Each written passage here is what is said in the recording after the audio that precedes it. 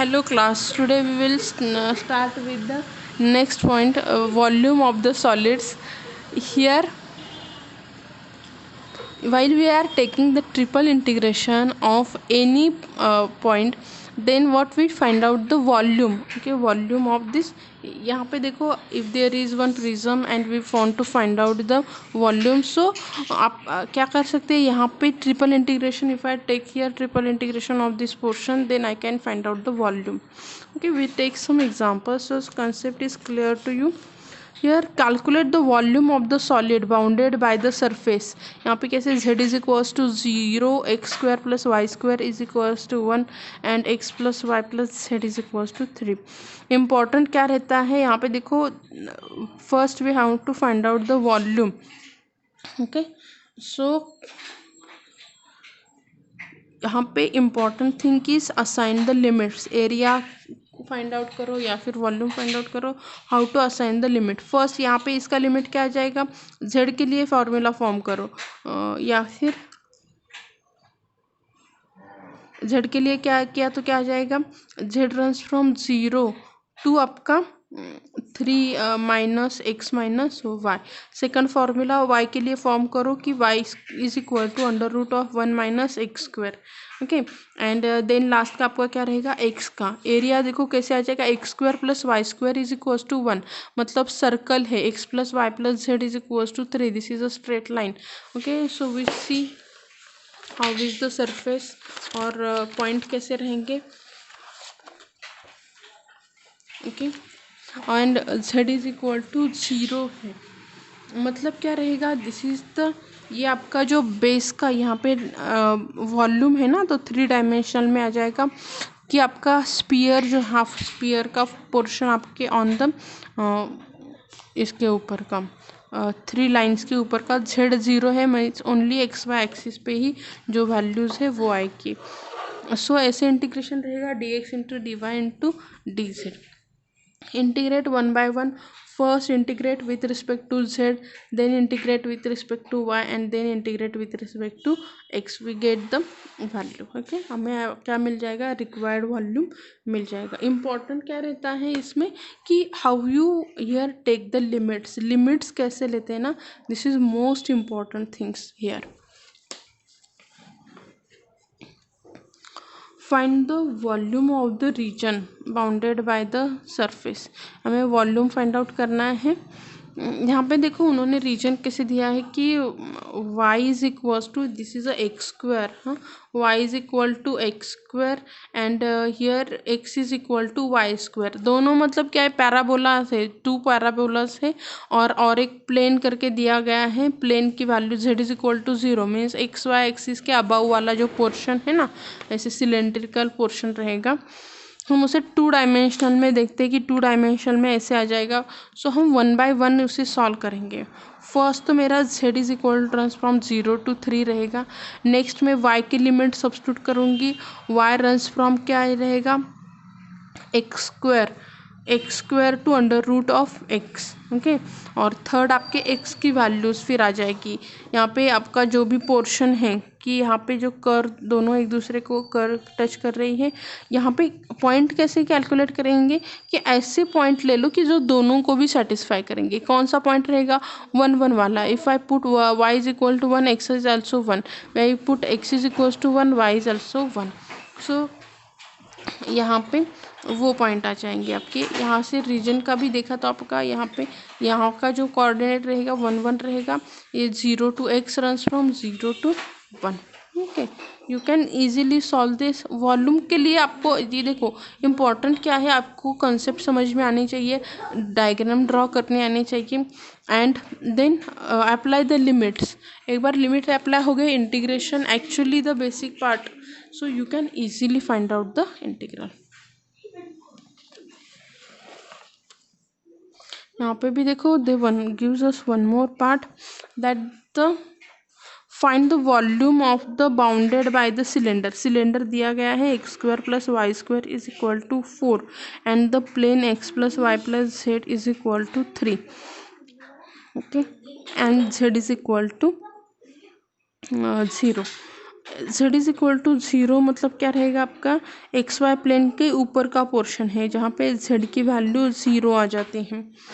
और एक बात दी गई है कि एक्स स्क्वायर प्लस में सर्कुलर पोर्शन, सिलेंडर का जो ऊपर का पोर्शन है उसे हमें कैलकुलेट करना है। एंड वो जो प्लेन है, ऊपर का जो प्लेन रहेगा उसका भी हमें इक्वेशन दिया गया है, that y plus z is equal to 3। अभी क्या है कि सर्कल के लिए फर्स्ट हम 1 बाय 1 सॉल्व करेंगे। First z is equal to 0 to z is equal to y minus 3।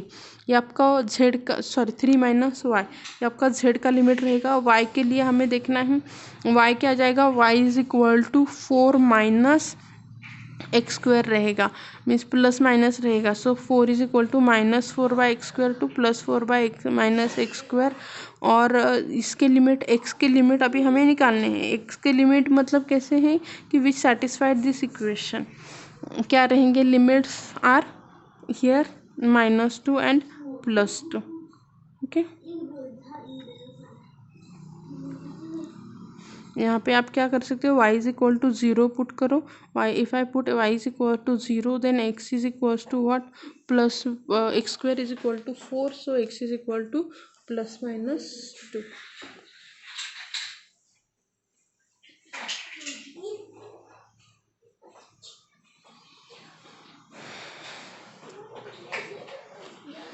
Find the bounded, sorry,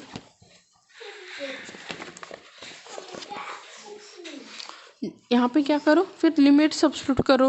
आपको क्या करना है, d x into d y into d z ही करना है, 0 टू ये लिमिट, हर एक के लिमिट सब्स्टिट्यूट करो, find solve the integral, you will get the answer.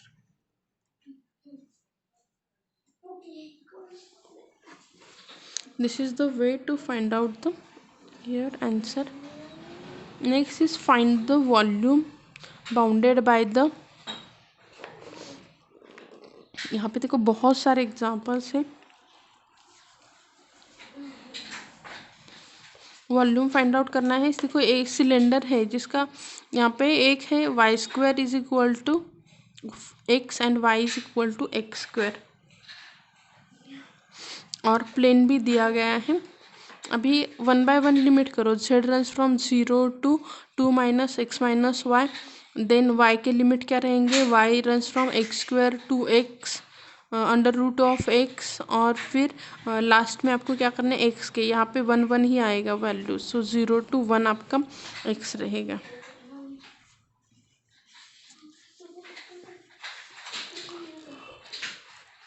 okay, this is the way to find out the answer.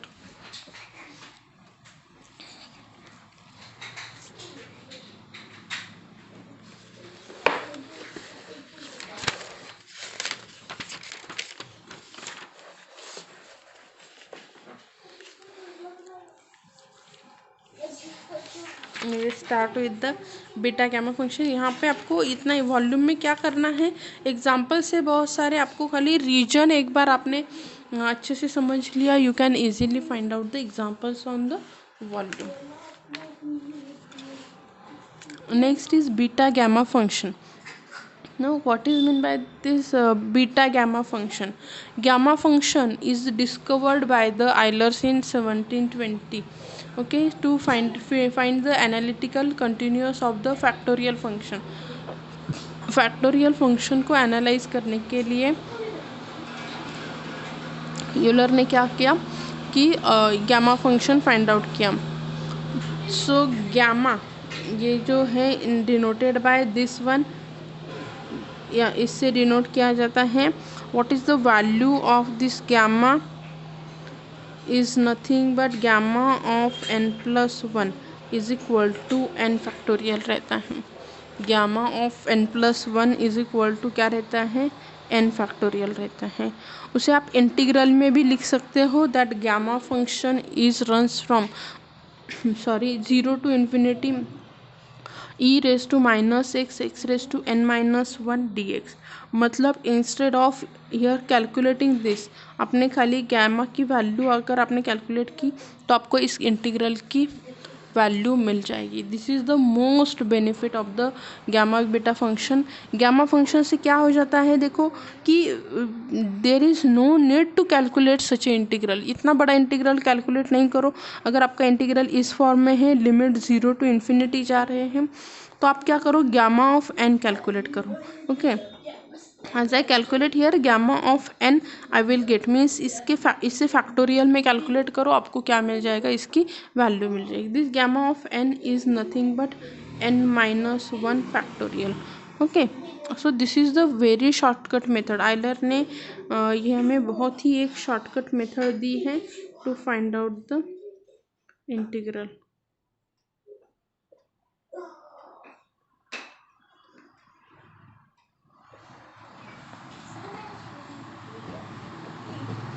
Next यहाँ पे देखो इसका फॉर्मूला दिया है beta function. What is mean by the beta function? Now same यहाँ पे देखो integral जो है वो कैलकुलेट करने के लिए there is so many shortcut method. one of this is this, that beta function of the function of m comma n is defined by beta of m comma n is equals to 0 to 1 x raised to n minus 1 1 minus x raised to n minus 1 dx. Here m is greater than 0 and n is greater than 0. It is denoted as beta of m comma n. Beta of m comma n, here is the formula for beta function, that integration का limit बहुत ज़्यादा important है, that limit runs from 0 to 1 x raise to m minus 1 1 minus x raise to n minus 1। Okay, gamma का देखो क्या है, exponential function e raise to minus x into x raise to n minus 1। Okay, आपका अगर आपको Laplace भी याद है, लाप्लास में भी हम ऐसे ही करते हैं, limit runs from 0 to infinity e raise to minus x f of x. यहाँ पे आपका एफ ऑफ एक्स की वैल्यू फिक्स है, that x raise to n minus 1 is your gamma function. Okay, formula बहुत अच्छे से याद करना है, because why they here introduce such a functions that gamma function, beta function, Laplace transform. There is one more part is the Fourier series which is not included in your syllabus. So why we learn all this? Because these are the shortcut method to find out such a huge integral. Here while I calculating here, देखो x raised to m minus 1 1 minus x raised to n minus 1, this is really difficult to calculate this if I integrate here by integrating by part. So this is an unstoppable method right now. So to find out such a integral in a shortest way, we can use this beta function. Okay, this is a very very important method to calculate such an integral. So how we calculate we will see further later on, but just important thing is you have to by heart the definition. What is the proof that gamma of 1 is equals to 1? Gamma of 1 is equals to 1 means here solve this integral, that 0 to infinity e raised to minus x into x raised to 0 is equals to 0 to infinity e raised to minus x dx. Integrate this, we get here 1. Always remember this is the most important formula. Gamma of 1 is equals to what? 1. Now gamma of n plus 1 is equal to n into gamma of n, or you can write it as n into n minus 1 factorial. ऐसे भी आप इसे, क्योंकि gamma of n की value क्या आ जाती है, gamma of n is nothing but n minus 1 factorial. Gamma of n क्या है आपका, n minus 1 factorial. okay, so they gives us the proof how to calculate. You can just simply integrate this function, okay, and you will get the answer.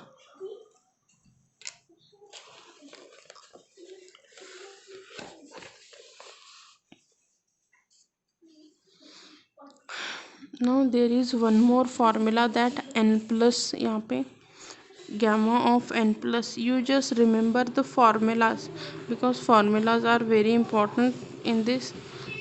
Then here beta of mn you can write as the beta of nm.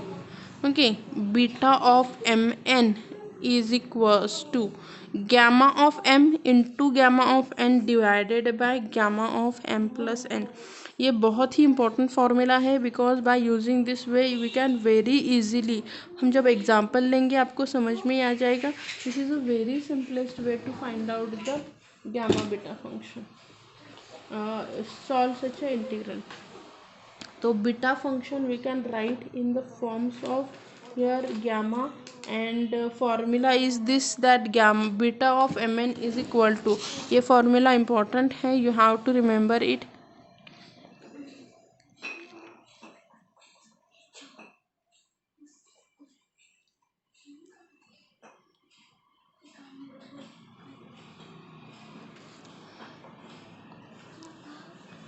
यहाँ पे भी आपका this one more formula,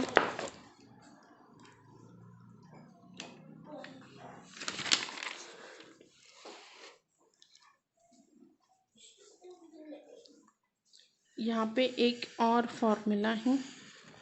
अब formula, सभी formulas को आपको क्या करना है, बाय हार्ट करना है। That beta of M N is equals to this। Okay, we'll see next one in next lecture। Okay, thank